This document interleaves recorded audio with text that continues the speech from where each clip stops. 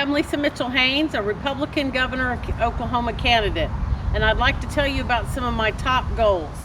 Today we're going to talk about education, water, AI centers, streets and bridges, special need adults, and the overpasses. So let's get started. I thought you might like to know what some of our state legislators have done this week to help education. Speaker Kyle Hilbert, who is a 30-year-old leader in our state, youngest speaker in the Oklahoma history, said that schools in Oklahoma now have more funding than ever, and next year they will get $1 billion more in funding. What's wrong is the way it's allocated. 48% goes to administration, and we're going to get that all figured out once I'm elected and the state school superintendent is elected, and we will work that out for the betterment of the schools. Currently, they are funding 2 teachers from every school district, one in the spring and one in the summer, to attend the letters, science of reading in phonics and teaching kids how to read with phonics every year. Now, if you have people in the community that want to sponsor another student, we're all for, or another teacher to be a student, we're all for that, because we want as many teachers trained in the art of phonics to teach kids how to read as possible. Currently, we have 13 reading tests and 8 math tests in Oklahoma. The state legislature has written a new bill, and they're only going to have 1 reading test and 1 math test. That way, when they're all tested, it will identify any of the schools that are slipping, and they have funded 20 to 30 volunteers that will go into those schools. It is mandated that they must allow these volunteers to go into the schools to help them with the students, to help their reading scores get up, because reading is the key to doing math, science, and everything. You have to know how to read, and we are done dumbing down our children. They also passed a literacy law to up the standards for reading. So here are my goals now. I'm going to get rid of Common Core because Oklahomans are exceptional. We're getting rid of the Globalist 2030 plan for education. We're throwing out most of the sight words. We're going back to phonics. We're going to instill that 3rd grade reading test. If they don't read by 3rd grade, we need to hold them back, because there is a direct correlation to people that don't read and prison, and we want to have them have a purpose instead of prison. We're putting back reading, writing, science, math, PE, instruments, music, and art into the classroom. The children will spend 6 hours a day learning different things in the classroom. The teachers will get 1 hour dedicated planning time. No meetings will be held during their planning time, and they will have 1 hour for lunch. They will pledge the allegiance to the flag every day. We will teach them about the Constitution, the Bill of Rights, and the Declaration of Independence. I'm going to send 15 teachers to at least 2 different states that have been doing a lot better than we have. These professionals, they have to have 15 years experience, and they could also be retired, to go and work into another state and come back at the end of the year, and maybe it'll give us a roadmap, because it's more than one big issue. It's more than literature, it's more than reading that made us go downhill. We need to get that program of work and work as a team to bring us up, because public school needs it, and we will be there for them. Let's talk about water. Water has been a big issue. I've campaigned in all 77 counties. We have no water in Boise City. They don't want to be a ghost town. We have flooding in Chickasha and Midwest City.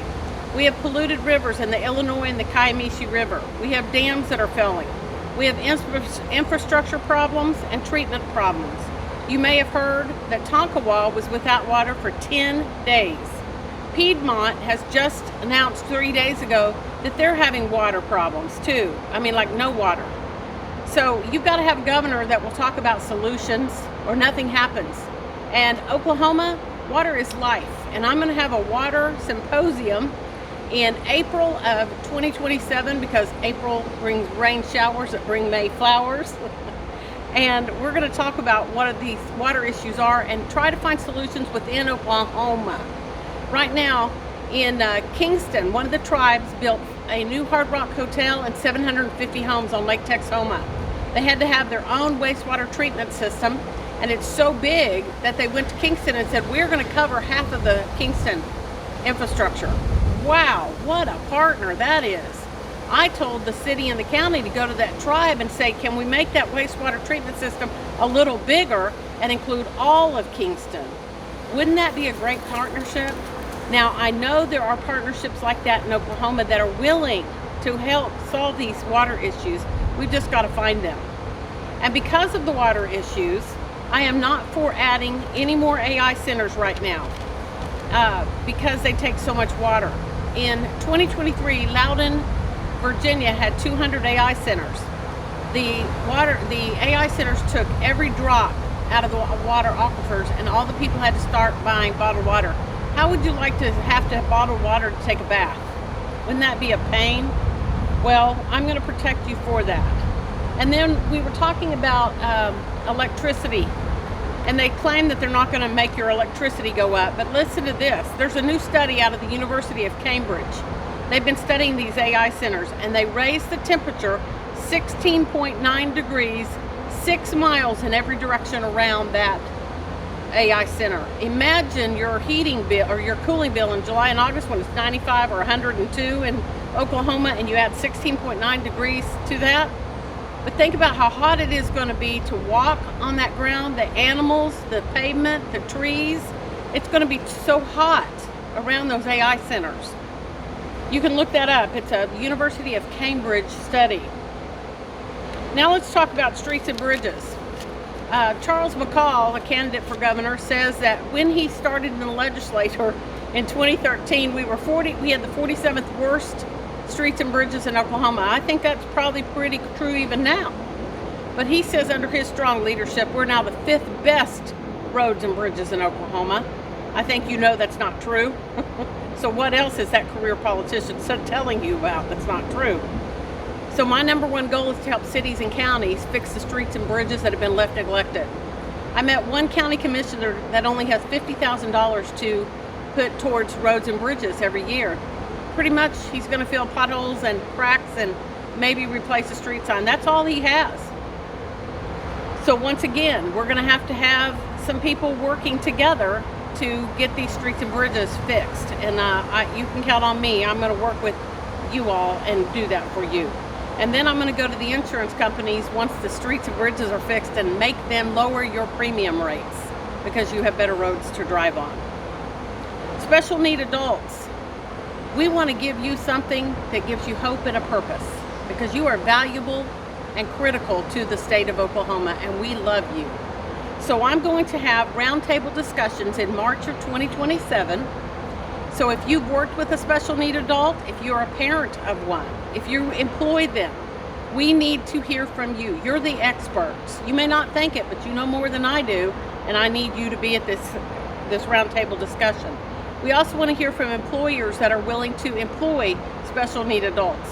We're going to go around and check out some other things that are being done around the country, and there's no need to invent anything new. Let's just copy what they've done and make it ours. Let's talk about overpasses, covering the overpasses in Oklahoma. You may remember 28 years ago there were 2 women driving in Tulsa, and somebody threw a bucket of acid through their front window, and it disfigured them. Well, since I've been campaigning in the last 2.5 years, I've met 5 other families that the same thing has happened. I am wanting to stop that evil. In St. Louis, Missouri, 2 years ago, there were 6 teenage boys that would pick up furniture on the side of the road, and they had 3 overpasses that they chose, and they got so good that they could pick the car they wanted to hit, and they'd throw over a couch or an oven, and then the others would film it and put it on Facebook. Well, they killed 6 people and posted it on Facebook before they realized what had happened, and they got caught. Those kids are all in prison now. But this kind of evil happens. There was a guy in Oklahoma City on the 3rd level of the overpass, threw a rock down and killed 2 people. So we're going to try any new overpass is going to have fencing added to it so that nothing can be thrown down. A school superintendent wife was driving down a country road, and somebody threw a car battery through her front window. It hit her in the head. Could have easily killed her. It turned her whole face black from bruising. No telling what long-term health problems could come from that. And I am going to protect you against that. In closing, I am for life, liberty, and I am a faithful believer in Jesus Christ. I am for limited government because total government is socialism that leads to communism, and I am for our Constitution. I voted for President Trump because I want our world to be better. And I am for life, liberty, and the pursuit of happiness, and that comes from ownership of private property.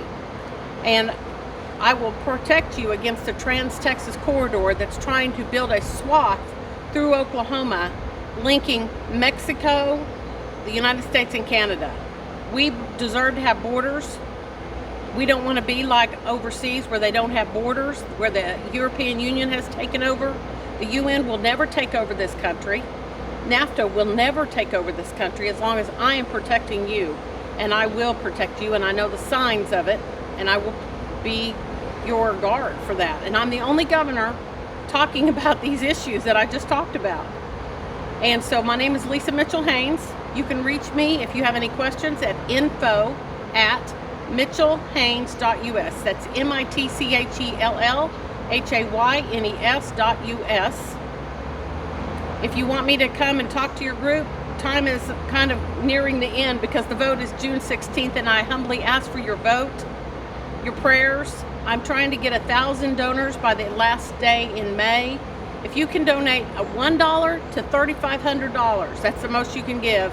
Send it to P.O. Box 232, Choctaw, Oklahoma 73020, and give me your name, number, your name, address, city, zip, where you're employed, and what your position is. That's required to report it. Thank you for your time, and thank you for listening. Vote on June 16th.